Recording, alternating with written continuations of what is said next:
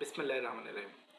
জাতীয় নির্বাচনে postal ব্যালটে vote দেওয়ার জন্য নিবন্ধন সময় শেষ হয়েছে গতকাল রাত 12টায়।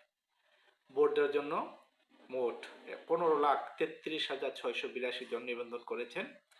123টি দেশের 7,72,542 জন প্রবাসী ভোট দেওয়ার জন্য নিবন্ধন করেছেন। আজ মঙ্গলবার নির্বাচন কমিশন সূত্রে এসব তথ্য জানা যায়। দেশের ভেতর থেকে নিবন্ধন করেছেন 7,61,140 জন। তাদের মধ্যে সরকারি চাকরিজীবী 5,75,200 এবং নির্বাচনী দায়িত্বপ্রাপ্ত 1,69,642 জন।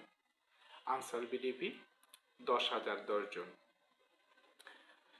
সবচেয়ে বেশি বিদেশ থেকে প্রবাসীরা নিবন্ধন করেছেন সৌদি আরব থেকে, মোট 2,39,186।